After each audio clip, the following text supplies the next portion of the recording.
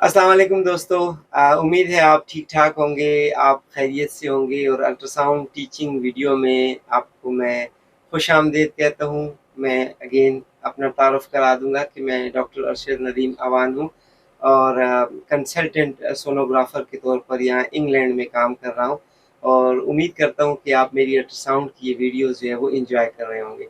वो साथी जो कि रेगुलरली मेरी वीडियोज़ देख रहे हैं, उम्मीद है उनको अंदाज़ा होगा कि मैंने जो है एब्डोमिनल कैविटी को जो है स्टार्ट किया हुआ है। मेरी प्रीवियस वीडियोज़ जो हैं वो लिवर के बारे में थी, गॉल ब्लैडर के बारे में थी और पैंक्रियाज़ के बारे में थी। डिटेल के साथ ये वीडियोज़ जो हैं वो आपको यूट्यूब पर अवेलेबल होंगी और इस सेक्शन में मैंने जो है वो स्प्लीन लीजन जो है वो स्टार्ट किए हुए हैं। स्प्लीनोमेगाली ऑलरेडी डिस्कस कर चुका हूँ, स्प्लीन के जो सिस्ट हैं वो डिस्कस कर चुका हूँ, उसके डिफरेंशियल जो हैं वो डिस्कस हो चुके हैं और मेरी आज की वीडियो में मैं आपसे जो है स्प्लीनिक नोड्यूल जो है वो डिस्कस करूँगा। स्प्लीनिक नोड्यूल जो है वो माइक्रो नोड्यूल हो सकते हैं, मैक्रो नोड्यूल हो सकते हैं। अगर 1 सेंटीमीटर से कम है तो हम इन्हें 1 टू 3 सेंटीमीटर से कम है तो हम इनको माइक्रो नोड्यूल कहते हैं और अगर 3 सेंटीमीटर से ज़्यादा हैं तो हम इनको नोड्यूल्स जो है वो क्या कहते हैं। तो ये माइक्रो नोड्यूल होते हैं या मैक्रो नोड्यूल हो सकते हैं। ये सिंगल हो सकते हैं, ये मल्टीपल भी हो सकते हैं। ये सिस्टिक डीजेनरेटिव चेंजेस के साथ भी हो सकते हैं। यहाँ इसकी मुख्तलिफ प्रेजेंटेशन आपको अल्ट्रासाउंड पर नज़र आएंगी, लेकिन इसके पीछे जो रीज़न है वो ये कि इसकी डिज़ीज़ क्या है, कौन-कौन सी डिज़ीज़ में जो है ये नोड्यूल्स हमें देखने में मिलते हैं। तो इसकी एक लिस्ट जो है आपको इस अगली वीडियो में नज़र आएगी। कंप्लीट लिस्ट दी गई है कि स्प्लीनिक नोड्यूल्स की जो रीज़न है वो इन्फेक्शंस हो सकते हैं, वो इन्फ्लेमेटरी हो सकते हैं, वो मैलिग्नेंट हो सकते हैं और कुछ बीमारियाँ हैं जिस तरह गूचर डिजीज़ है उसमें भी आपको जो है स्प्लीनिक नोड्यूल आसानी से जो है वो नज़र आ सकते हैं।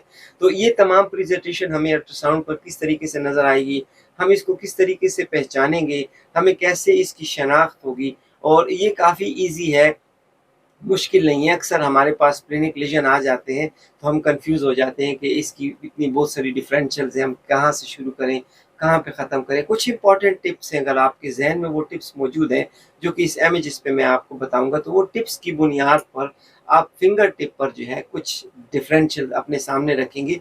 पेशेंट की हिस्ट्री आपने लेनी है, प्रीवियस डायग्नोसिस आपके पास होनी चाहिए और आप उसको ज़हन में रखते हुए आसानी से इन डिफरेंशियल्स को आप अपनी रिपोर्ट पर मेंशन कर दें, जिससे आपका कुलीग जो है मेडिकल स्पेशलिस्ट या आपका कुलीग सर्जन जो है वो काफ़ी हैप्पी होगा, एन्जॉय करेगा कि मुझे जो है एक रास्ता मिल गया और मैं पेशेंट की मैनेजमेंट जो है वो आसानी के साथ कर सकता हूँ। तो ये हमें अल्ट्रासाउंड पर किस तरीके से नज़र आएँगे, तो सबसे पहले आइए हम ये लिस्ट देखते हैं जो कि एक डिफरेंशियल की लिस्ट है और हम इस डिफरेंशियल की लिस्ट पर क्लियर हो जाएगा कि ये तमाम चीज़ें जो है स्प्लीनिक नोड्यूल हो सकते हैं और हमें अपने ज़हन में रखना चाहिए। तो आप काइंडली ये मेमोराइज़ करें ताकि जब आप अल्ट्रासाउंड मशीन पे बैठें और आप पेशेंट को स्कैन कर रहे हों और आपके सामने किसी किस्म का नोड्यूल हो, तो आप घबराइएगा नहीं, ये लिस्ट अपने सामने रखिएगा और आहिस्ता से आप पेशेंट से तमाम हिस्ट्री लीजिएगा और अपनी डायग्नोसिस को शेप कीजिएगा। तो आइए हम ये वीडियो देखते हैं।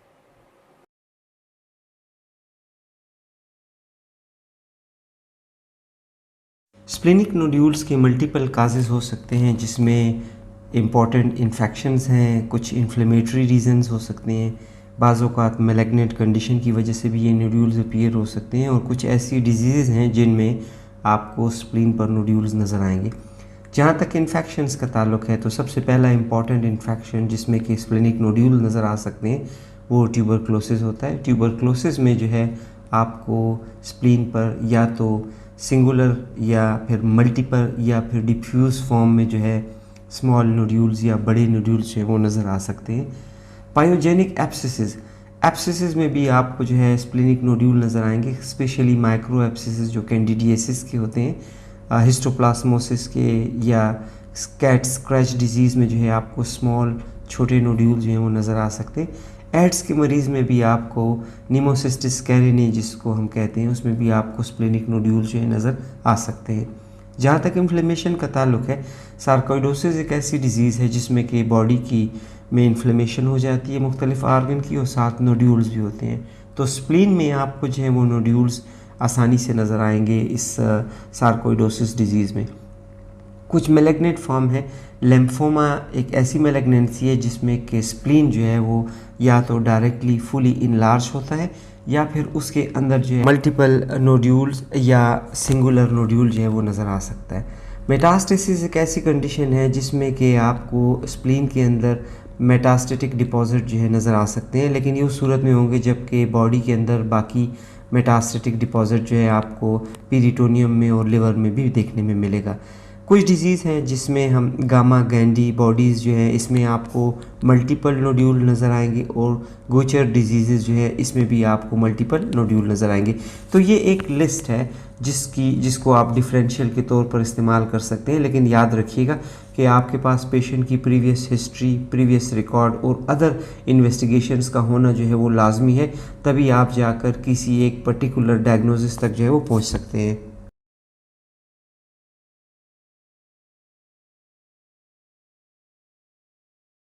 Splenic tuberculosis. स्प्लिनिक ट्यूबरक्लोसिस के बारे में हम इस इमेज में आपको जो है कुछ एक्सप्लेन करेंगे, और ये जो अल्ट्रासाउंड इमेजेस है इससे आपको काफ़ी हेल्प मिलेगी कि आप स्प्लिनिक ट्यूबरक्लोसिस को पहचान सकेंगे।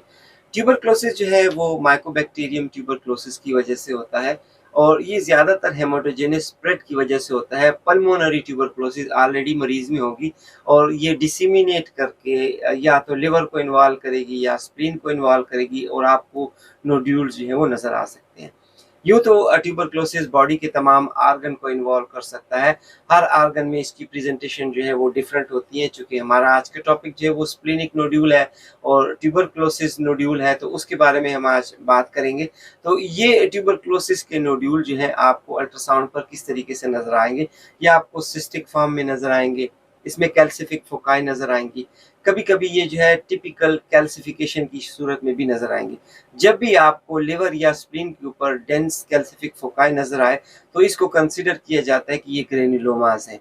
तो ग्रेनुलोमास जो है उसकी पहली डिफरेंशियल्स हमारे पास ट्यूबरक्लोसिस आती है। तो हम ट्यूबरक्लोसिस में जो है देखते हैं कि हमें पेशेंट की जो पेरेन्काइमा है उसमें टाइनी कैल्सिफिक फोकाई जो है वो नज़र आ सकते हैं।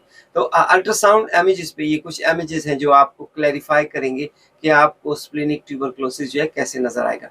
कभी कभी जो है ये रीएक्टिवेशन ऑफ ट्यूबरक्लोसिस को मेंशन करता है, वो भी इस अल्ट्रासाउंड पर जो है इमेजेस पे आपको डिस्कस करके बताया गया। तो आइए देखते हैं कि हमें अल्ट्रासाउंड इमेजिंग पे ये ट्यूबरक्लोसिस कैसे नज़र आएगा और हमने इसकी रिपोर्ट किस तरीके से लिखनी है।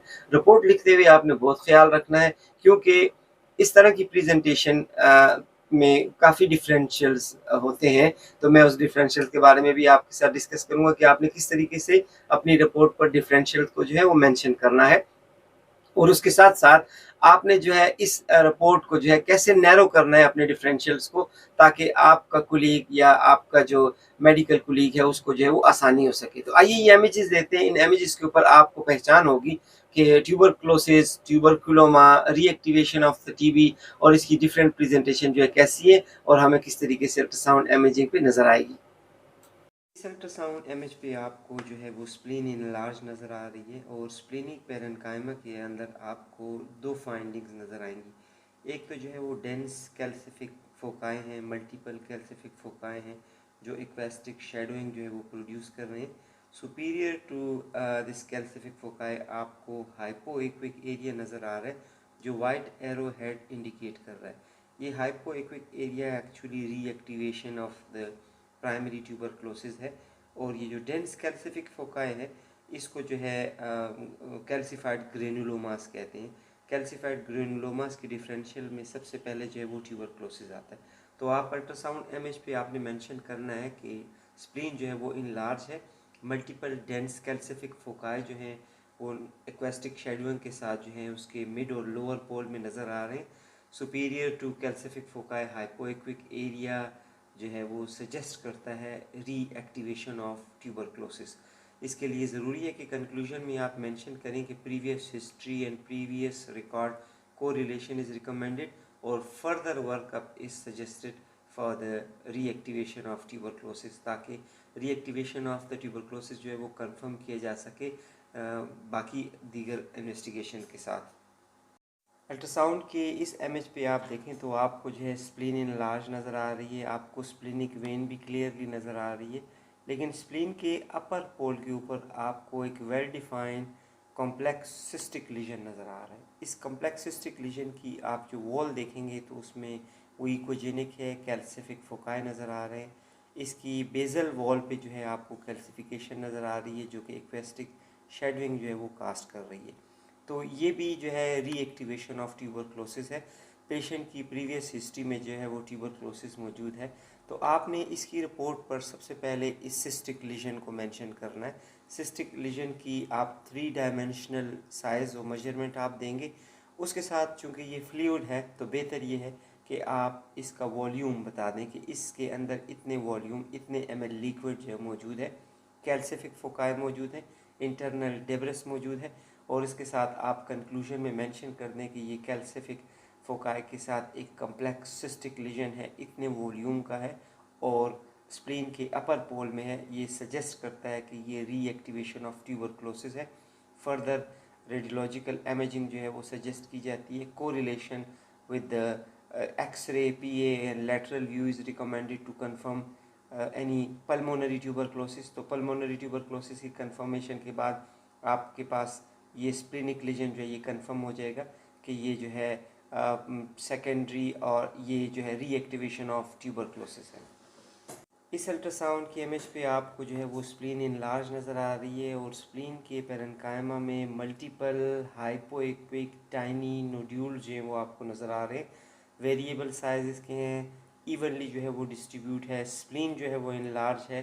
तो ये भी ट्यूबरक्लोसिस की एक प्रेजेंटेशन है, लेकिन ट्यूबरक्लोसिस की एक पर्टिकुलर टाइप जिसे मिलरी ट्यूबरक्लोसिस कहते हैं। मिलरी ट्यूबरक्लोसिस की प्रेजेंटेशन जो है वो स्प्लीन में आपको इस तरीके से नज़र आएगी। इस पेशेंट की चूँकि मिलरी ट्यूबरक्लोसिस कंफर्म हुई है, चेस्ट एक्सरे पर, चेस्ट रेडियोग्राफ पे आपको multiple echogenic foci through out distribution जो है उसकी मिलेगी। बोथ लंग्स में, बायलैटरल लंग्स में इवनली डिस्ट्रीब्यूट होंगे। इसी तरीके से स्प्लीन में भी ये आपको जो है हाइपोइक्विक एरिया जो है नज़र आ रहे हैं। तो ये हाइपोइक्विक इसलिए हैं चूँकि ये अर्ली स्टेज है। अर्ली स्टेज पे जब इन्फ्लेमेटरी प्रोसेस होता है तो उसमें जो है आपको हाइपोइकोजेनिसिटी जो है वो नज़र आती है। तो अल्ट्रासाउंड पर ये हाइपोइक्विक एरिया यहाँ पे ये इंडिकेट करता है कि ये अर्ली स्टेज है। तो आपने रिपोर्ट पे आपने मेंशन करना है कि स्प्लीनोमेगेली है, मल्टीपल हाइपोइक्विक जो नोड्यूल्स हैं वो स्प्लीनिक पेरेन्काइमा में स्कैटर्ड हैं और सजेस्टिव ऑफ या differential include miliary tuberculosis. Correlation with chest radiograph and other imaging is suggested. इस अल्ट्रासाउंड के इमेज पे आपको अगेन मिलरी ट्यूबरक्लोसिस नज़र आ रहा है, लेकिन इस मिलरी ट्यूबरक्लोसिस की प्रेजेंटेशन प्रीवियस प्रेजेंटेशन से थोड़ी डिफरेंट है। लास्ट इमेज जो है आपने देखा उसमें आपको हाइपोइक्विक टाइनी नोड्यूल्स नज़र आए, लेकिन इस इमेज में आपको स्प्लीन इनलार्ज नज़र आ रही है, आपको स्प्लीनिक वेन नज़र आ रही है, लेकिन इसके साथ साथ आपको multiple echogenic foci evenly distributed with in the liver, with in the splenic parenchyma नज़र आ रहे हैं। तो ये मिलरी ट्यूबरक्लोसिस की दूसरी प्रेजेंटेशन है। हाइपोइक्विक एरिया जब नज़र आता है तो इसका मतलब है कि वो एक्यूट कंडीशंस थी, उसमें इन्फ्लेमेटरी प्रोसेस जारी था। जबकि अगर इकोजेनिक फोकाई नज़र आ रहे हैं तो इसका मतलब ये हुआ कि इसमें कैल्शियम की डिपॉजिट या कैल्शियम डिपॉजिट हो गया है और इस वजह से आपको इकोजेनिक नज़र आ रहे हैं। तो आपने रिपोर्ट पे लिखना है कि स्प्लीन इनलार्ज है, multiple hyperechoic foci are seen visible in the splenic parenchyma. Rather you can mention कि numerous foci are seen in the splenic parenchyma। और फिर आपने सजेशन देनी है कि it is suggestive of miliary tuberculosis, क्योंकि ये पैटर्न मिलरी ट्यूबरक्लोसिस का है। और आप इसकी कोरिलेशन जो है वो चेस्ट एक्सरे के साथ करेंगे, और अगर चेस्ट एक्सरे में कोई कन्फ्यूजन है या फेंट नोड्यूल नज़र आ रहे हैं तो आप फिर HRCT करेंगे। हाई रिजोल्यूशन जो CT स्कैन है चेस्ट का वो आप करेंगे, उसमें आपको ये randomly evenly distributed bilateral lung में नज़र आ जाएंगे। तो ये कंफर्म हो जाएगा कि मिलरी ट्यूबरक्लोसिस जो डिसिमिनेट हो गई है लंग से स्प्लीन तक आ चुकी है। तो आपको रिपोर्ट लिखने में आसानी होगी। तो डिफरेंशियल में आप दे देंगे कि ये मिलरी ट्यूबरक्लोसिस है। ये उसी पेशेंट की स्लाइड है, लेकिन मैग्नीफाइड व्यूज़ आपको दिखाया गया है ताकि आप करीब से इस इकोजेनिक फोकाई को देख सकें। तो अगर आप देखें तो ये इस तरीके से कुछ पॉपकॉर्न शेप में आपको नज़र आ रहे हैं। चूँकि ये मैग्नीफाइड व्यू है और इसका साइज़ जो है लेस दैन 1 सेंटीमीटर है, इसको सब सेंटीमीटर फोकाई भी कहते हैं। ये इवनली डिस्ट्रीब्यूटेड है तमाम स्प्लेनिक पेरेन्काइमा को जो इसने ऑक्यूपाई किया हुआ है। इसको जनरली देखने से आप अगर आपके पास प्रीवियस टीबी की हिस्ट्री नहीं है तो आप इसको ग्रेनुलोमा लेबल करेंगे कि मल्टीपल ग्रेनुलोमास जो है, न्यूमरस ग्रेनुलोमा जो है वो स्प्लेनिक पैरेन्काइमा को उसने ऑब्स्क्योर किया हुआ है, स्कैटर्ड उसमें मौजूद है। तो इस तरह की प्रेजेंटेशन जो है पर्टिकुलरली आपके पास अगर है तो वो मिलरी ट्यूबरक्लोसिस में जो है वो देखने में मिलती है, और आपको मिलरी टीबी में जो है इस तरीके की प्रेजेंटेशन क्लियरली नज़र आएगी। तो आप इसको रिपोर्ट पे मेंशन करें कि multiple ecogenic granulomas are seen in the splenic parenchyma suggestive of miliary tuberculosis, and correlation with the chest radiograph and HRCT is recommended. Tuberculosis की एक और प्रेजेंटेशन जो है एड्स के मरीज़ों में कुछ इस तरह नज़र आती है। चूँकि एड्स के मरीज़ जो हैं वो इम्यूनो सप्रेसेंट होते हैं, इम्यूनो कंप्रोमाइज़ होते हैं, इम्यूनो सप्रेसिव ड्रग्स यूज़ कर रहे होते हैं, तो ऐसे पेशेंट्स में इम्यूनिटी बहुत कम होती है।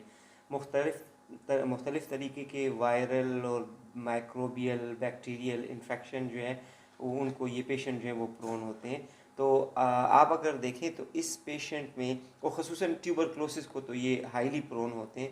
तो इस इमेज पे आपको स्प्लीन इनलार्ज नज़र आ रहा है, मल्टीपल डेंस कैल्सिफिक फोकाई नज़र आ रहे हैं जो कि वेरिएबल साइज़ के हैं, शेप के हैं, लेकिन कुछ का साइज़ जो है वो 1 सेंटीमीटर से ज़्यादा है, जबकि मिलरी ट्यूबरक्लोसिस में जो है वो 1 सेंटीमीटर से कम साइज़ आपको मिलेगा। तो ये एक ट्यूबरक्लोसिस की एटिपिकल प्रेजेंटेशन है। इस एटिपिकल प्रेजेंटेशन में भी आपको जो है वो टीबी नज़र आ सकती है, लेकिन चूँकि पेशेंट की हिस्ट्री आपके पास मौजूद होगी, आपको पेशेंट जो है वो एड्स का मरीज़ ऑलरेडी आपके पास उस लेबल हुआ आएगा, आपको प्रीवियस डॉक्यूमेंटेशन का प्रूफ मिलेगा, तो ऐसी सूरत में आप इसको सजेस्ट कर सकते हैं कि ये ट्यूबरक्लोसिस ही है और एड्स के मरीज़ में इम्यूनो कंप्रोमाइज पेशेंट पे है।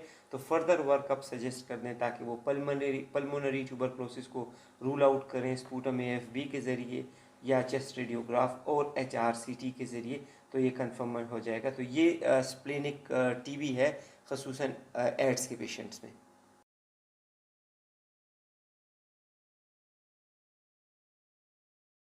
सार्काइडोसिस सार्काइडोसिस एक multi system multi organ disease है, और इसमें इन्फ्लेमेटरी सेल जो है वो क्लम्स की फॉर्म में बॉडी के टिश्यूज़ में, lymph नोड्स में, लंग्स में जो है वो जमा होकर नोड्यूल बनाते हैं। तो नोडुलर पैटर्न जो इसका नज़र आएगा। इसकी मैनिफेस्टेशन जो है डिफरेंट है। मस्कुलोस्केलेटन पे इसकी मैनिफेस्टेशन डिफरेंट है, कार्डिक मैनिफेस्टेशन डिफरेंट है, लंग्स मैनिफेस्टेशन डिफरेंट है। और आज की इस टॉपिक में हम जो है आपको स्प्लीनिक मैनिफेस्टेशन बताएंगे कि स्प्लीन में आपको ये नोड्यूल किस तरीके से नज़र आएंगे।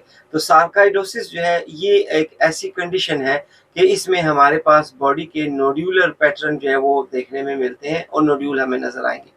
तो कभी कभी ये सॉलिटरी नोड्यूल भी नज़र आएगा, कभी कभी ये जो है मल्टीपल नोड्यूलर पैटर्न नज़र आएगा, स्मॉल नोड्यूल से लेके लार्ज नोड्यूल तक आपको नज़र आ सकता है। तो इसकी जो प्रेजेंटेशन है वो आपको अल्ट्रासाउंड इमेजिंग पे 3-4 डिफरेंशियल के साथ बहुत कंफ्यूजिंग मिलेगी। पहली जो डिफरेंशियल है वो आपको ट्यूबरक्लोसिस की जो स्ट्रक्चर है, ट्यूबरक्लोसिस का जो फीचर्स हैं स्प्लीन पर, उसकी शेप में आपको ये मिल सकते हैं। दूसरा ये कि सार्काइडोसिस की शेप और लिम्फोमा वो भी आपको इक्वल एक ही तरह की प्रेजेंटेशन नज़र आएगी। और तीसरी प्रेजेंटेशन जो है वो है मेटास्टेटिक डिजीज। अगर मेटास्टेटिक डिपॉजिट्स होंगे तो आपको अल्ट्रासाउंड इमेज पे वो भी इसी तरीके से नजर आएंगे। तो ये 4 डिफरेंशियल्स आपके पास जो है होते हैं जब आप इस तरह की प्रेजेंटेशन जो है देखते हैं। तो सबसे पहली बात जो है वो ये है कि आपके पास प्रीवियस हिस्ट्री का होना ज़रूरी है। अगर ट्यूबरक्लोसिस है तो डेफिनेटली पेशेंट आपको टीबी की हिस्ट्री बताएगा, क्योंकि उसकी जो है लंग्स या पल्मोनरी ट्यूबरक्लोसिस उसको होगी। अगर पेशेंट को जो है वो लिम्फोमा है तो मरीज ऑलरेडी आपको लिम्फोमा की हिस्ट्री बताएगा, या उसके रिकॉर्ड पे आपके पास जो है वो लिम्फोमा की हिस्ट्री मौजूद होगी। अगर पेशेंट जो है वो सार्काइडोसिस है तो सार्काइडोसिस की हिस्ट्री भी आपके पास मौजूद है। और अगर जहाँ तक मेटास्टेटिस डिजीज का ताल्लुक है तो मेट्स अगर मौजूद है तो आपके पास मरीज जो है वो कैंसर की हिस्ट्री के साथ ज़रूर आएगा। तो इन 4 चीज़ों को आपने अपने जहन में रखना है। अगर आपके पास ये हिस्ट्री मौजूद है तो आप कॉन्फिडेंटली इन नोड्यूल को एक नाम दे सकते हैं, या ट्यूबरकुलोमा दे सकते हैं, या आप इसको जो है एप्सिस दे सकते हैं। जो 5वां डिफरेंशियल जो है वो माइक्रो एप्सिस है। कैंडिडियासिस की पैटर्न भी जो है आपको इसी तरीके से मिलते हैं। तो आइए हम इस इमेज पे देखते हैं कि हमें लिम्फोमा किस तरीके से नजर आएगा। चूंकि लिम्फोमा सार्काइडोसिस हमें कैसे नजर आएगा, तो ये सार्काइडोसिस की प्रेजेंटेशन हमें जो है किस तरीके से नज़र आएगी, माइक्रो नोड्यूल कैसे होंगे, मैक्रो नोड्यूल कैसे होंगे, इसका साइज़ हमने कैसे लेना है और हमने अल्ट्रासाउंड की रिपोर्ट पर क्या मेंशन करना है, डिफरेंशियल किस तरीके से देने हैं और उसके साथ-साथ हमने क्या फर्दर इमेजिंग मरीज़ को जो है वो अपनी रिपोर्ट के ऊपर एडवाइस करनी है पेशेंट के लिए। तो आइए ये इमेजेस देखते हैं। इस अल्ट्रासाउंड इमेज पे आपको जो है वो स्प्लीन इनलार्ज नज़र आ रही है। मल्टीपल इकोजेनिक फोकाई जो है वो स्प्लीनिक पेरेन्काइमा में आपको डिस्ट्रीब्यूटेड मिलेंगे। ये तकरीबन 1 सेंटीमीटर या less than 1 centimetre echogenic foci आपको देखने में मिलते हैं। तो अगर आप देखें तो आपके पास डिफरेंशियल में 3 डिफरेंशियल इसके आते हैं, या ये आप मिलियरी ट्यूबरक्लोसिस लिख सकते हैं, या ये ऑब्वियसली ये तो कैल्सिफाइड ग्रेनुलोमास हैं, तो कैल्सिफाइड ग्रेनुलोमास की डिफरेंशियल में ट्यूबरक्लोसिस आता है। आपके पास बाज़-औक़ात क्रॉनिक एब्सेसिस जो है वो स्मॉल या माइक्रो एब्सेसिस भी इस शेप में आ सकते हैं, और इसके साथ हिस्टोप्लास्मोसिस में भी जो है आपको इसी तरीके से देखने में मिलता है। लेकिन ये सार्कोइडोसिस है। सार्कोइडोसिस एक ऐसी डिजीज़ है जिसमें बॉडी में मुख्तलिफ आर्गन्स में इन्फ्लेमेशन हो जाती है और उसके साथ साथ उन आर्गन्स में नोड्यूल्स डेवलप हो जाते हैं। लंग्स में नोड्यूल्स जो है वो डेवलप हो सकते हैं, बाकी आर्गन्स में नोड्यूल डेवलप हो सकते हैं, और विद द टाइम ये नोड्यूल जो है कैल्सिफाइड हो जाते हैं, और इस कैल्सिफिकेशन की वजह से आपको ये इकोजेनिक फोकाई नज़र आते हैं। तो ये दरअसल सार्काइडोसिस का पेशेंट है, प्रीवियसली डायग्नोज सार्काइडोसिस है। इसके अंदर आप जो है ये देख सकते हैं कि टिपिकल कैल्सिफिक फोकाई जो है वो नज़र आ रहे हैं। तो रिपोर्ट पे आप जो है इसको डिफरेंशियल में मेंशन करें कि पहला डिफरेंशियल आपका सार्कोइडोसिस ही होना चाहिए, सेकंड डिफरेंशियल में आप इसको ट्यूबरक्लोसिस लेबल कर सकते हैं। ये उसी पेशेंट का सीटी इमेज है। इसकी अल्ट्रासाउंड इमेजिंग के बाद सीटी स्कैन एडवाइस की गई ताकि कंफर्म किया जा सके कि ये नोड्यूल जो हैं कहाँ कहाँ पर मौजूद हैं। तो आप देखें सीटी इमेज में, चूँकि इस क्रॉस सेक्शनल इमेज में आपको स्प्लीन भी नज़र आ रहा है, लिवर भी नज़र आ रहे हैं, किडनीज़ भी नज़र आ रही हैं। तो आप देख सकते हैं कि स्प्लीनिक पेरेन्काइमा में भी इकोजेनिक फोकाई आपको नज़र आ रहे हैं, और लिवर पेरेन्काइमा में भी आपको इकोजेनिक फोकाई नज़र आ रहे हैं। तो ये सीटी इमेज कंफर्मेशन के लिए था कि सार्काइडोसिस की स्प्रेड को देखा जा सके कि बाकी कौन सी आर्गन में जो है वो नोड्यूल मौजूद है। तो स्पेशली इस स्लाइस में जो है वो लिवर पर नोड्यूल कंफर्म हो गए और स्प्लिनिक नोड्यूल कंफर्म हो गए। तो ये सार्काइडोसिस के इकोजेनिक ग्रेनुलोमास थे और इसको सार्काइडोसिस नोड्यूल्स कहते हैं।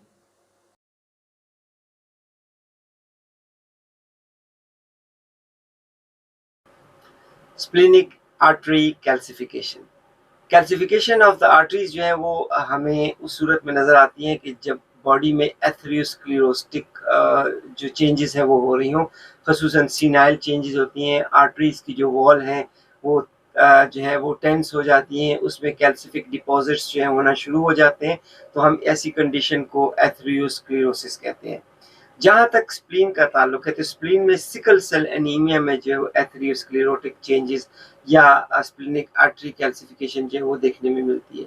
स्प्लीनिक आर्टरी कैल्सिफिकेशन आपको लीनियर फॉर्म में नजर आएगी, इलोंगेटेड आएगी, लंबी लंबी लाइंस जो है नजर आएंगी, जबकि बाकी हमने जो मिलियरी ट्यूबरक्लोसिस देखा तो उसमें आपको डॉटेड फॉर्म या राउंड कैल्सिफिकेशन नजर आएगी। जहाँ तक आर्टीरियल कैल्सिफिकेशन का ताल्लुक है ये हमेशा आपको लॉन्गिट्यूडनल जो है वो नजर आएंगी। तो इस अल्ट्रासाउंड इमेज पे आपको जो है ये स्प्लीनिक आर्टरी कैल्सिफिकेशन नजर आ रही है।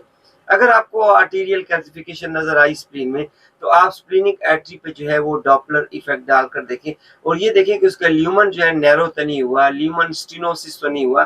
तो आप अपनी रिपोर्ट पर जो है ल्यूमिनल नैरोइंग जो है वो जरूर मेंशन करेंगे, स्प्लीनिक आर्टीरियल कैल्सिफिकेशन मेंशन करेंगे। उसके साथ साथ बेहतर ये होता है कि उसी वक्त आप प्रोब जो है एओर्टा पर रखें और एआर्टिक कैल्सिफिकेशन को जरूर देख लें कि एओर्टा में भी कैल्सिफिकेशन है या नहीं। और उसके साथ साथ एक आसान टेक्निक, आप जो है कैरोटिड पर भी जो है वो अपनी प्रोब रख कर देखें।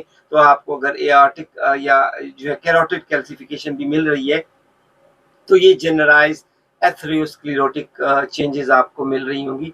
तो फर्दर वर्क आप जो है पेशेंट को एडवाइस कर देंगे कि वो वेस्कुलर जो है वो रेडियोग्राफ करवा ले या फिर जो है एंजियोग्राम करवा ले ताकि फर्दर वर्कअप हो सके कि कोई कार्डिक को कोई इशू तो नहीं है या ब्रेन में कोई लीजन तो जो है वो मौजूद नहीं है। तो इसलिए ये ज़रूरी होता है।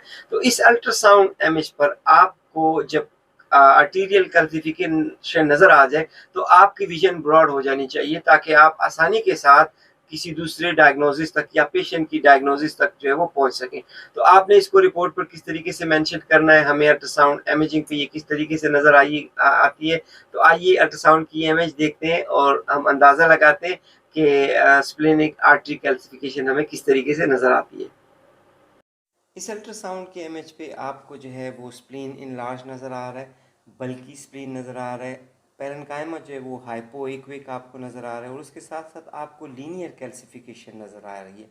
प्रीवियस इमेजेस में आपने जो है राउंड शेप जो है या इरेगुलर राउंड शेप जो है कैल्सिफिकेशन देखी, लेकिन ये कैल्सिफिकेशन जो है वो लीनियर कैल्सिफिकेशन है, बिकॉज ये के आर्टीरियल वॉल कैल्सिफिकेशन है, इसकी वजह से आपको ये लीनियर नज़र आ रही है। तो ये लीनियर डिफेक्ट, ये लीनियर इकोजेनिक डिफेक्ट जो कि स्प्लीन में नज़र आ रहे हैं, ये स्प्लीनिक आर्टरी कैल्सिफिकेशन है। ये ज़्यादातर जो है वो सिकल सेल एनीमिया में देखने में आता है। सिकल सेल एनीमिया में जो है ये कैल्सिफिकेशन हो जाती है। इसकी वजह से इसका एक बहुत बड़ा डिसएडवांटेज ये है कि जो स्प्लीनिक आर्टरी है उसका डायमीटर रिड्यूस हो जाता है, ब्लड फ्लो कम हो जाता है और इन्फार्क्शन के चांसेस जो हैं वो स्प्लीन में काफ़ी ज़्यादा होते हैं। तो ये स्प्लीनिक आर्टरी कैल्सिफिकेशन है। इसके साथ साथ एक दूसरी डिफरेंशियल ये है कि एथरियोस्क्लेरोटिक चेंजेस भी हो सकती हैं। तो इसके लिए आपको एआर्टा को चेक करना है कि एआर्टिक कैल्सिफिकेशन भी आपको मिल रही हैं, बाकी की दीगर आर्गन में भी आपको जो वेसल है उसमें भी अगर आपको कैल्सिफिकेशन नज़र आ रही है, एआर्टिक कैल्सिफिकेशन नज़र आ रही है, कैरोटिड कैल्सिफिकेशन नज़र आ रही हैं, स्प्लीनिक आर्टरी कैल्सिफिकेशन नज़र आ रही हैं, तो ये एथरियोस्क्लेरोटिक डिजीज़ है जो कि लेटर एज में जो देखने में मिलती है। लेकिन अगर ये अर्ली एज में आपको नज़र आ रही है, यंग एज में नज़र आ रही है, तो ये डेफिनेट डायग्नोसिस है कि स्प्लीनिक आर्टरी कैल्सिफिकेशन तो है, लेकिन ये प्रोन है इन्फाक्शन के लिए और ये ज़्यादातर सिकल सेल अनीमिया में देखने में मिलता है।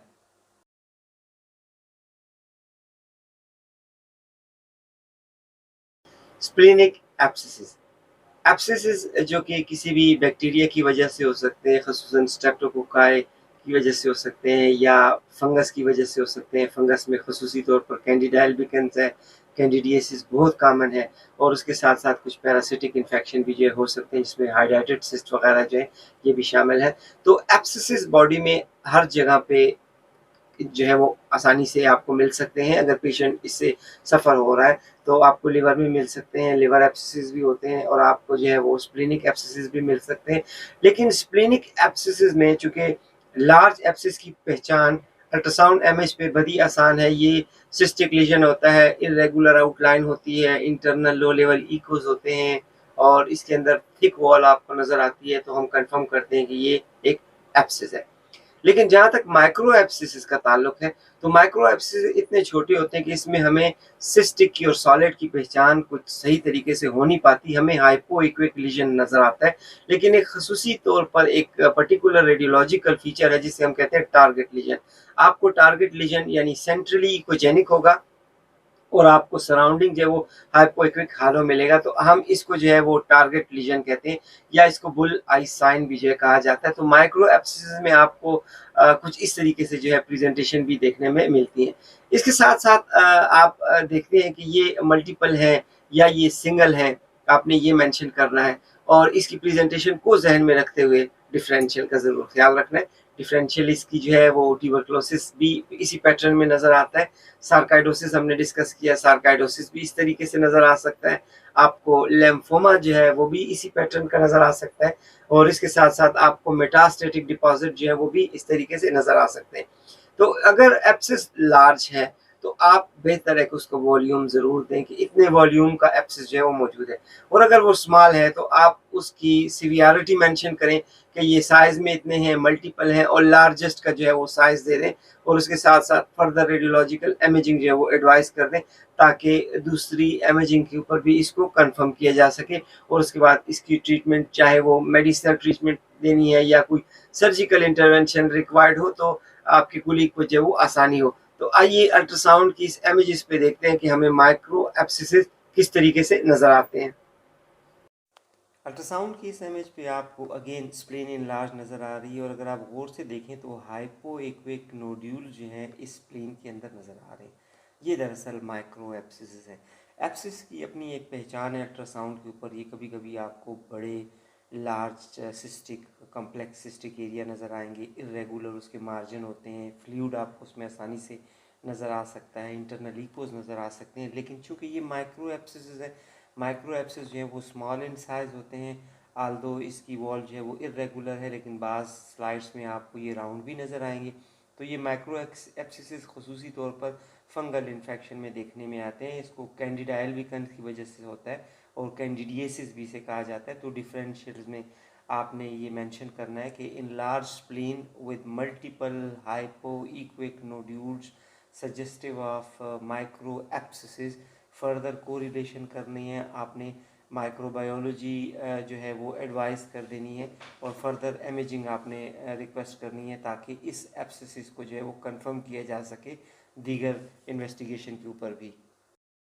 ये अगेन एक दूसरी स्लाइड है, ये भी माइक्रो एब्सेसिस की स्लाइड है। इसमें अगर आप गौर से देखें तो आपको स्प्लीनिक पेरेन्काइमा थोड़ा सा इर्रेगुलर नज़र आएगा, हेट्रोजेनस नज़र आएगा। लेकिन इस हेट्रोजेनस पेरेन्काइमा के अंदर अगेन आपको हाइपोइक्विक नोड्यूल नज़र आ रहा है। लेकिन हाइपोइक्विक नोड्यूल की एक करेक्टरिस्टिक इसमें ये है कि ये सेंट्रली इकोजेनिक है, सराउंडिंग हाइपोइक्विक है। तो ऐसे लीजन को हम टारगेट लीजन कहते हैं, या आप इसको बुल आई साइन भी कह सकते हैं। तो ये टारगेट लीजन जो है ये स्पेसिफिक लीजन है और इसकी मखसूस डिफरेंशियल्स होती है।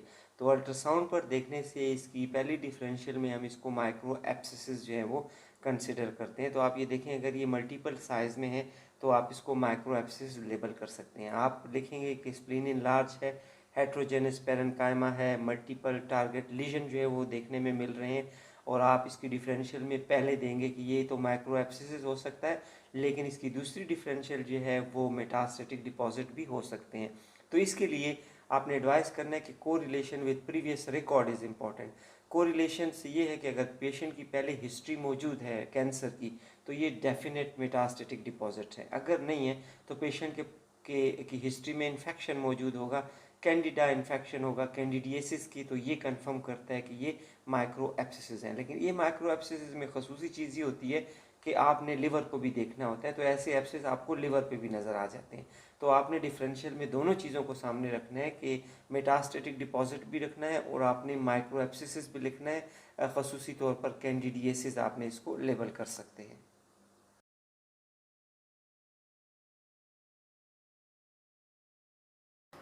लिम्फोमा। लिम्फोमा एक मैलिग्नेंट कंडीशन का नाम है और लिम्फोमा 2 टाइप के हैं। एक को हम हॉटस्किन लिम्फोमा कहते हैं और दूसरे को नॉन हॉटस्किन लिम्फोमा कहते हैं। लिम्फोमा जो है तमाम बॉडी की ऑर्गन को इन्वॉल्व कर सकता है, किसी न किसी ऑर्गन को जो है वो ऑक्यूपाई कर सकता है और इन्वेड कर सकता है।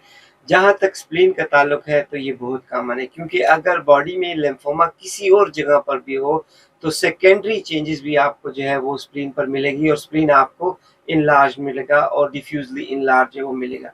लेकिन अगर उसकी डिसेमिनेशन आप देखना चाहें तो आपको कभी-कभी लिम्फोमेटिक नोड्यूल जो है वो नज़र आ सकते हैं। तो लिम्फोमेटिक नोड्यूल के जो है वो पैटर्न मुख्तलिफ तरीके के हो सकते हैं, ये मुख्तलिफ तरीके से आपको नज़र आ सकते हैं।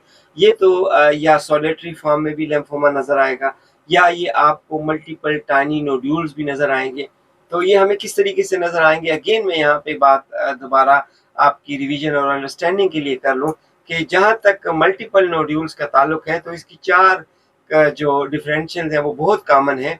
यानी आपको जो है वो ट्यूबरक्लोसिस इसी पैटर्न में मिलेगा, माइक्रो एब्सेसिस इस पैटर्न में आपको मिलेंगे, आपको जो है लिम्फोमा इस पैटर्न में मिलेगा, सार्काइडोसिस आपको इस पैटर्न में मिलेगा। तो आपने अपनी डिफरेंशियल्स को वाइड करना है और उसके साथ साथ पेशेंट की हिस्ट्री लेनी है और पेशेंट की प्रीवियस इन्वेस्टिगेशन को आपने ज़रूर चेक करना है। तो ये लिम्फोमा हमें अल्ट्रासाउंड पर किस तरीके से नज़र आएगा, हम इसकी रिपोर्टिंग किस तरीके से करेंगे, और आपने इंतहाई ख्याल रखना है कि ताकि आप रिपोर्ट पे डायरेक्ट किसी चीज़ को डायग्नोज ना करें, क्योंकि ये तमाम प्रेजेंटेशन जो है वो काफ़ी कंफ्यूजिंग होती हैं, एक दूसरे से बहुत मिलती-जुलती होती हैं और इनकी प्रेजेंटेशन चूँकि ग्रे स्केल इमेजिंग पे हमें एक ही तरह की नज़र आती हैं। इसलिए बेहतर ये होता है कि आप अपनी रिपोर्ट पर लिखते हुए आप उसको जो है डिफरेंशियल ज़रूर दें। आप डिफरेंशियल को फर्स्ट, सेकंड, थर्ड पे बता दें ताकि आपका फर्स्ट डिफरेंशियल जो है ये है, सेकंड ये है और थर्ड ये है, ताकि आपकी जो रिपोर्ट है वो क्लैरिटी जो है वो उसमें क्लैरिटी नज़र आए और आपकी कोलीग्स को जो है वो आसानी हो। तो आइए ये कुछ अल्ट्रासाउंड इमेजिंग है, इन पे हम देखते हैं कि हमें लिम्फोमा कितनी फॉर्म में नज़र आएँगे, किस शेप में नज़र आएँगे और हम इसको अल्ट्रासाउंड इमेजिंग पे किस तरीके से एप्रिशिएट करेंगे। अल्ट्रासाउंड की इस इमेज पे आपको स्प्लीन इनलार्ज नज़र आ रहा है और स्प्लीन में आपको मल्टीपल हाइपोएक्विक नोड्यूलैरिटी जो है वो नज़र आ रही है। तो ये हाइपोएक्विक नोड्यूलैरिटी जो है ये बिकॉज ऑफ लिम्फोमा है। लिम्फोमा एक मैलिग्नेंट कंडीशन है, 2 टाइप्स के लिम्फोमा है, हॉर्स्किंग लिम्फोमा एंड नॉन हॉर्स्किंग लिम्फोमा। ये नॉन हॉर्स्किंग लिम्फोमा की प्रेजेंटेशन है, मल्टीपल नोड्यूल नज़र आते हैं। लिम्फोमा की प्रेजेंटेशन मुख्तलिफ आर्गन में मुख्तलिफ हो सकती है, लेकिन स्प्लीन उसको ज़्यादा रिस्पॉन्स करता है चूँकि तमाम ग्लैंड जो है वो इनलार्ज होते हैं, लिम्फेटिक सिस्टम जो है वो इनलार्ज होता है। तो आप देखें तो ये इसकी डिसिमिनेशन है और ये लिम्फोमा के नोड्यूल्स आपको जो है मल्टीपल नोड्यूल्स स्प्लीन के पैरेन्काइमा में इंटरप्टेड नज़र आ रहे हैं। ये 1 to 2 सेंटीमीटर इन साइज़ है। तो आपने रिपोर्ट पे मेंशन करना है कि spleen is enlarge and its parenchyma is interrupted by multiple hypoequic nodules of variable sizes. rather आप mention कर सकते हैं कि numerous nodules of hypoequic of multiple sizes आपने mention कर देना है। अब जो differentials है वो आपने देना बड़ा ज़रूरी होता है। तो आपने पेशेंट की प्रीवियस हिस्ट्री देखनी है, प्रीवियस डॉक्यूमेंटेशन देखना है। तो आपको उस हिस्ट्री में जो है लेम्फॉइड टिश्यूज़ इंक्रीज़ मिलेंगे, लेम्फोसाइट्स इंक्रीज़ मिलेंगे, बॉडी के तमाम आर्गन के जो नोड्यूल्स हैं वो इंक्रीज़ मिलेंगे, लेम्फ नोड्स इंक्रीज मिलेंगे, सर्वाइकल लेम्फ नोड जो है वो आपको एक्सिलरी लेम्फ नोड इनलार्ज मिलेंगे। तो ये लेम्फोमा में ओवरऑल या diffuse enlargement of the lymph node होती है। अगर वो मौजूद है और उसके साथ आपको स्प्लीन पे भी ये नोड्यूल नज़र आ रहे हैं तो ये डेफिनेट लेम्फोमा है।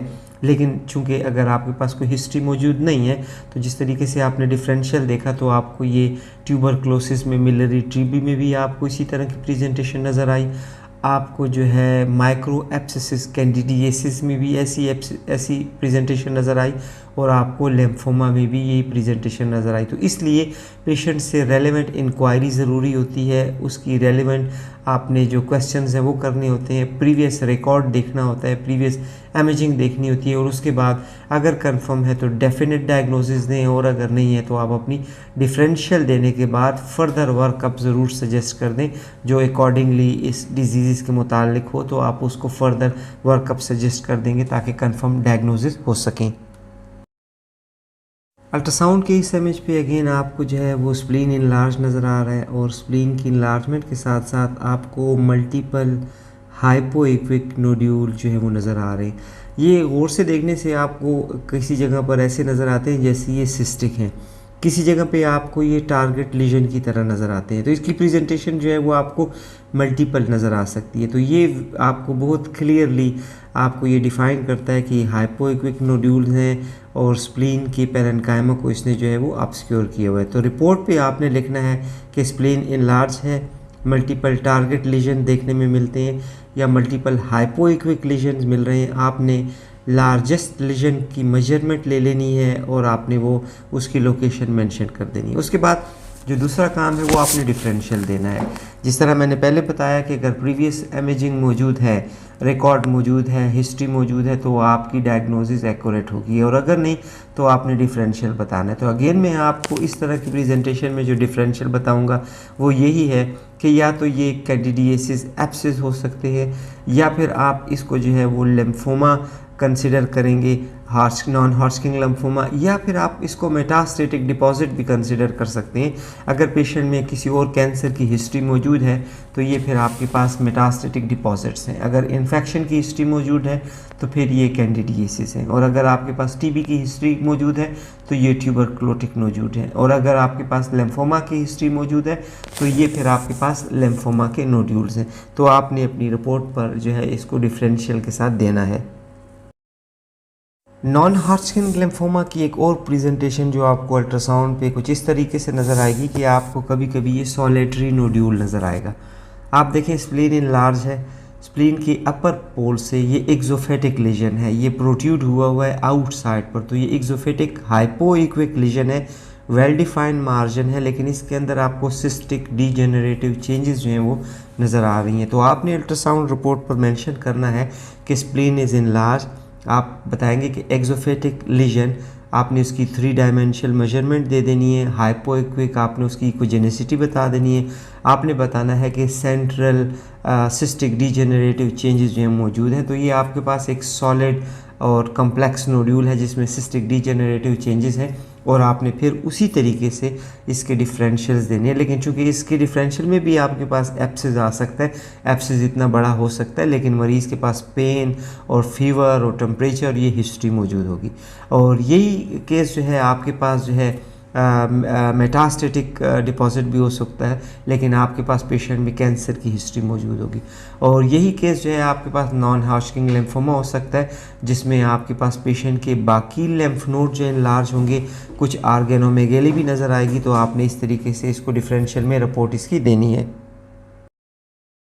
ये एक दूसरी अल्ट्रासाउंड की इमेज है, आपको इसमें स्प्लीन इनलार्ज नज़र आ रहा है, लेकिन अगर आप गौर से देखें तो आपको स्प्लीन हेट्रोजेनस नज़र आ रहा है, और इसके मिड पोल में आपको प्रोट्रूड होता हुआ एक्सोफेटिक लीजन नज़र आ रहा है, जो मेनली कम्प्लेक्स लीजन है। तो ये भी जो है लेम्फोमा की प्रेजेंटेशन है। लेम्फोमा आपको इस फॉर्म में भी नज़र आ सकते हैं। तो इसको हम डिफ्यूज़ प्रेजेंटेशन कहते हैं। अगर आप देखें तो ये डिफ्यूज़ फॉर्म में इसने तमाम स्प्लीन को जो है इन्वॉल्व किया हुआ है, लेकिन उसकी थोड़ी सी प्रोट्रूजन जो है वो एक्सोफेटिक फॉर्म जो है आपको मिड पोल से जो है नज़र आ रही है। ये दरअसल बी सेल लिम्फोमा है। चूँकि लिम्फोमा आपको पता है टी सेल लिम्फोमा भी है, बी सेल लिम्फोमा भी है। तो ये बी सेल लिम्फोमा है, इसकी प्रेजेंटेशन में ये है कि आपको स्प्लीन इनलार्ज नज़र आ रही है, स्प्लीनोमेगेली नज़र आ रही है, और स्प्लीन जो है वो सारी की सारी हेट्रोजेनस नज़र आ रही है। तो ये इसकी डिफ्यूज़ प्रेजेंटेशन आपको जो है देखने में मिलती है। तो आप इसी तरीके से अल्ट्रासाउंड रिपोर्टिंग में इसकी इनलार्जमेंट लिखेंगे, इसकी हेट्रोजेनेसिस का जिक्र करेंगे, ये एक्सोफेटिक नोड्यूल का जिक्र करेंगे, और साथ आपने मेंशन करना है कि डिफरेंशियल जो है इसका लिम्फोमा है, और फर्दर वर्कअप जो है आप सजेस्ट कर देंगे।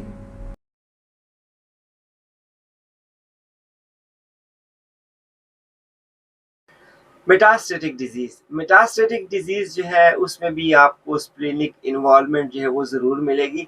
स्प्लीनिक इन्वॉल्वमेंट में जो है आप देखेंगे कि आपको मल्टीपल नोड्यूलैरिटी जो है वो नज़र आ सकती है। ज़रूरी नहीं कि मल्टीपल जो है स्प्लीनिक नोड्यूल ही हों, बल्कि आपको जो है वो सिंगल नोड्यूल भी जो है मिल सकता है। जिस तरह अगली स्लाइड्स में मैं आपसे डिस्कस करूँगा कि जो कोलोनिक कार्सिनोमा है उसमें आपको एक सॉलिटरी इकोजेनिक नोड्यूल जो है नज़र आ रहा है, और हमने मैलिग्नेंट मेलानोमा में देखा कि आपको जो है उसमें मल्टीपल नोड्यूल जो है वो नज़र आ रहे हैं। लेकिन अगेन ये एक डिफरेंशियल है, आपको इसी तरीके का पैटर्न जो है लिम्फोमा भी नज़र आएगा, सार्काइडोसिस में भी नज़र आएगा, माइक्रो एब्सिसिस में भी नज़र आएगा, कभी कभी ट्यूबरक्लोसिस में भी नज़र आएगा। तो आपने पेशेंट की हिस्ट्री जो है वो ज़रूर देखनी है। तो आइए हम देखते हैं इमेजेस पे हमें ये लीजन किस तरीके से नज़र आ रहे हैं। खसूसी तौर पर जो मेट्स होते हैं वो हमें टारगेट लीजन में नज़र आते हैं। टारगेट लीजन वो लीजन है जिसका सेंट्रल इकोजेनिक होता है, सराउंडिंग हाइपोइक्विक हालो होता है। तो मल्टीपल टारगेट लीजन जो है हमें नज़र आ रहे होते हैं। तो आइए देखते हैं हमें ये लीजन कैसे नज़र आते हैं और हम इनकी बेसिस पर किस तरीके से डायग्नोसिस कर सकते हैं। इस अल्ट्रासाउंड इमेज पे आपको इन जो स्प्लीन है वो डिफ्यूजली इनलार्ज नज़र आ रही है, और इसका पेरेन्काइमा जो है हाइपोइक्विक मल्टीपल नोड्यूल्स से जो है वो आपको इंटरप्ट नज़र आ रहा है। तो आपने इसका साइज़ ले लेना है, लार्जेस्ट नोड्यूल का साइज़ ले लेना है। ये दरअसल प्राइमरी स्प्लीनिक मैलिग्नेंसी है, एंजियोसार्कोमा है। चूँकि स्प्लीन हाईली वेस्कुलर है, इस वजह से इसमें वेस्कुलर कैंसर हुआ है, और आपको इसकी प्रेजेंटेशन इस तरीके से नज़र आ रही है। आपने स्प्लीन का जिक्र कर देना है, उसकी इनलार्जमेंट का, आपने हाइपोइक्विक नोड्यूल्स का जिक्र कर देना है, और उसके बाद अगेन आप इसकी डिफरेंशियल देंगे। अगर आपके पास प्रीवियस हिस्ट्री मौजूद है, तमाम टीबी की है तो ये मिलियरी ट्यूबरक्लोसिस है, और अगर इन्फेक्शन की है तो ये फिर कैंडिडियासिस है, और अगर आपके पास इसमें जो है प्रीवियस कोई कैंसर मौजूद है तो ये मेटास्टेटिक डिपॉजिट्स हैं, और अगर आपके पास कन्फर्मेटरी कोई और इन्वेस्टिगेशन मौजूद है तो फिर ये डेफिनेट कैंसर है जो कि स्प्लीन का इट्सेल्फ है, और इसको जो है वो एंजियोसार्कोमा कहते हैं। तो इसकी प्रेजेंटेशन आपको इस तरीके से नज़र आएगी अल्ट्रासाउंड इमेजेस पे। इस दूसरी स्लाइड पे अगर आप देखें तो अगेन लिवर इन लार्ज है, लेकिन अगर आप गौर करें तो ये ब्लैक एरो इंडिकेट कर रहे हैं, ये टिपिकल टारगेट सेल्स हैं। तो ये टारगेट सेल्स जो है ये दरअसल मैलिग्नेंट मेलानोमा के हैं। आपने स्प्लीन इन लार्ज जिक्र कर देना है, आपने मेंशन करना है मल्टीपल टारगेट लीजन जो है वो देखे गए हैं। लार्जेस्ट लीजन का जो है वो साइज़ ये था, सराउंडिंग हाइपोइक्विक हालो है, सेंट्रल जो है वो इकोजेनिक है, और फिर उसके बाद आपने डिफरेंशियल की तरफ आ जाना है। वही डिफरेंशियल आपको मैंने 2-3 दफ़ा इसको रिपीट किया ताकि आपको याद हो सके, और वो यही है कि या तो ये आपके पास जो है वो माइक्रो एब्सिसेस हो सकते हैं, या आपके पास जो है लिम्फाइड हो सकते हैं, या फिर आपके पास जो है ये मैलिग्नेंट मेट्स हो सकते हैं, लिम्फोमा हो सकते हैं। तो आपके पास जो हिस्ट्री मौजूद है, आप उस हिस्ट्री को अपने सामने रखते हुए आप अपनी डिफरेंशियल को शेप देंगे, ताकि आपकी डिफरेंशियल जो है वो लॉजिकल हो और आगे इसके ऊपर वर्कअप करना आसान हो। बिसाइड दिस, आपने जब डिफरेंशियल दे दिया तो रेलेवेंट इन्वेस्टिगेशन आपने उसको एडवाइस कर देनी है, ताकि आपको रेलेवेंट इन्वेस्टिगेशन से आपकी जो अल्ट्रासाउंड फाइंडिंग है वो कंफर्म हो सके। अल्ट्रासाउंड की इस इमेज पे आपको स्प्लीन इनलार्ज नज़र आ रही है, आपको इन व्यू जो है लेफ़्ट किडनी नज़र आ रही है, और आपको हाइलम के करीब हाइपर इकोइक मैस जो है नज़र आ रहा है, आलमोस्ट राउंड इन शेप है, और उसकी सेंट्रल सिस्टिक डिजेनरेटिव चेंजेस जो है आपको नज़र आ रही हैं। तो आपने अल्ट्रासाउंड रिपोर्ट पर जो है लिखना है कि स्प्लीन इनलार्ज है। हाइलर रीजन में आपको जो है इकोजेनिक मैस लीजन नज़र आ रहा है, जिसमें आपको सेंट्रल सिस्टिक डिजेनरेटिव चेंजेस जो हैं वो दिखाई दे रही हैं, और आपने जो है इसमें वेस्कुलरिटी चेक करनी है, आपने डॉपलर इफ़ेक्ट डालने हैं कि इसके अंदर वेस्कुलरिटी है या नहीं है। तो आपने ये भी अपनी रिपोर्ट पर जो है मेंशन करने के बाद आप इसका डिफरेंशियल देंगे। तो ये दरअसल कोलोनिक कैंसर की मेटास्टेटिक डिपॉजिट्स है। कोलोनिक कैंसर के जो मेट्स होते हैं वो इकोजेनिक होते हैं, चूँकि मेटास्टेटिक डिपॉजिट्स आपको पता है सिस्टिक हो सकते हैं, हाइपोइक्विक हो सकते हैं, इकोजेनिक हो सकते हैं, मिक्स्ड हो सकते हैं। तो जहाँ तक कोलोनिक कैंसर की मेट्स का ताल्लुक है, ये आपको इस शेप में नज़र आएंगे। तो ये दरअसल स्प्लेनिक मेट्स है, इकोजेनिक मेट्स है और कोलोनिक मेट्स है। इसी पेशेंट को कंफर्म करने के लिए इसका सीटी स्कैन कराया गया। आप अगर गौर से देखें तो इस सीटी इमेज पे आपको जो है लिवर भी इनलार्ज नज़र आ रहा है, आपको स्प्लीन भी इनलार्ज नज़र आ रही है, आपको मल्टीपल हाइपोडेंस नोड्यूल जो है वो लिवर के राइट लोब में भी नज़र आ रहे हैं, लेफ़्ट लोब में भी नज़र आ रहे हैं, और इसके फोर्थ लोब में सेगमेंट भी जो है आपको नज़र आ रहा है। और अगर आप गौर करें तो आपको स्प्लीन इनलार्ज नज़र आ रही है, स्प्लीन के साथ लोअर पोल में भी आपको जो है हाइपोडेंस लीजन जो है नज़र आ रहा है। तो ये दरअसल डायग्नोस केस था कोलोनिक कैंसर का। तो ये इसलिए इसकी इन्वेस्टिगेशन की गई, अल्ट्रासाउंड पे चेक करने के बाद इसको कंफर्म करने के लिए इसकी सीटी कराई गई, ताकि सीटी पे ये कंफर्म हो सके कि ये मेटास्टेटिक डिपॉजिट कहाँ तक गए हुए हैं। तो चूँकि कोलोनिक कंफर्म केस है और इसमें मेटास्टेटिक डिपॉजिट इस स्लाइड पे आपको लिवर में मल्टीपल नज़र आ रहे हैं, और आपको जो है वो स्प्लीन के अंदर भी जो है वो नज़र आ रहे हैं। लेफ़्ट किडनी आपको क्लियर नज़र आ रही है, बोनी आर्किटेक्चर आपको क्लियर नज़र आ रहा है। सिर्फ मेटास्टेटिक डिपॉजिट जो है इसने लिवर को इन्वॉल्व किया हुआ है और इसने स्प्लीन को इन्वॉल्व किया हुआ है। जी दोस्तों, तो ये था स्प्लीनिक नोड्यूल्स के हवाले से। हमने स्प्लीनिक नोड्यूल के स्टार्ट में आपको जो है डिफरेंशियल डायग्नोसिस की एक लिस्ट बता दी कि आपके पास ये पॉसिबिलिटीज़ हो सकती हैं, जिसमें इन्फेक्शंस हैं, इन्फ्लेमेटरी है, मैलिग्नेंट है, कुछ अदर डिजीज़ हैं, जिसमें आपको जो है वो स्प्लीनिक नोड्यूल नज़र आ सकते हैं। स्प्लीनिक नोड्यूल जो है वो काफ़ी कॉमन है, आपको इन्फेक्शंस में काफ़ी आसानी से नज़र आ सकते हैं। आप माइक्रो एब्सिसेस में देख सकते हैं, आपको जो है ट्यूबरक्लोसिस में नज़र आ सकते हैं, आपको मिलियरी ट्यूबरक्लोसिस में जो है स्पेसिफिक पैटर्न जो है वो नज़र आ सकेगा। आपको एड्स के मरीज़ों में भी जो है कुछ स्प्लीनिक नोड्यूल नज़र आएंगे। लिम्फोमा को बड़ी डिटेल के साथ हमने डिस्कस किया, उसके साथ साथ हमने सार्काइडोसिस नोड्यूल्स के हवाले से भी जो है काफ़ी डिस्कशन की, और हमने जो है इसके बाद मेटास्टेटिक डिपॉजिट जो है उसके बारे में भी जो है हम ने डिस्कस किया कि मेट्स भी जो है आपको अल्ट्रासाउंड इमेजिंग पे मेटास्टेटिक डिपॉजिट भी जो है वो इसी तरीके से नज़र आ सकते हैं। तो ये तमाम के तमाम नोड्यूल्स हैं। तो यहाँ पे मैं फिर बात करूँगा कि आपकी जो रिपोर्टिंग है उसमें एक जो मरहला होता है वो आपकी डायग्नोसिस का है। आप अल्ट्रासाउंड स्क्रीन के सामने बैठे हैं, आपके साथ पेशेंट है, आपने डायग्नोस किया, आपकी अंडरस्टैंडिंग क्लियर है, आपको सब कुछ क्लियर हो गया। तो ये सिर्फ आपको क्लियर हुआ, जो कि आप अगले पाथवे पे जाएंगे, वो ये है कि आपने इसको कम्युनिकेट कैसे करना है। तो कम्युनिकेट आपको इसलिए करना है ताकि पेशेंट की मैनेजमेंट हो सके। और मैनेजमेंट के लिए आप उसको जिस तरीके से आपने जो अंडरस्टैंडिंग और आपकी जो डायग्नोसिस है आप उसे कन्वे कर रहे हैं, तो वो आपका दूसरा जो कुलीग है वो उसको उसी तरीके से परसीव करेगा। तो उसके लिए सबसे पहली चीज़ ज़रूरी है वो रिपोर्ट्स है। तो आपकी रिपोर्ट पे डिस्क्रिप्शन बड़ी बेहतरीन तरीके से होनी चाहिए कि लीजन क्या है, किस तरीके से नज़र आ रहा है, कहाँ-कहाँ पर है, ताकि अगर वो कोई दूसरी इमेजिंग रेडियोलॉजिकल इमेजिंग करते हैं तो वो उसको भी रेडियोलॉजिस्ट को भी सहूलत हो कि ये चीज़ें ऑलरेडी इस पैटर्न की नज़र आ रही हैं, तो मुझे फोकस इस चीज़ पे करना है। उसके बाद जो है आपने कंक्लूजन देना है, तो कंक्लूजन जो है वो आपका कंक्लूड है, आप कंक्लूड क्या कर रहे हैं, आपने इन्वेस्टिगेशन की, उसके बाद आपकी कंक्लूजन क्या बनी, आप इसको क्या कह रहे हैं, आप कह रहे हैं ये टीबी है, ये लिम्फोमा है, ये सार्काइडोसिस है, या ये एब्सेस है, या ये मेट्स हैं, तो आपकी वो जो डायग्नोसिस है वो कंफर्म होनी चाहिए, कंक्लूजन पे होना चाहिए।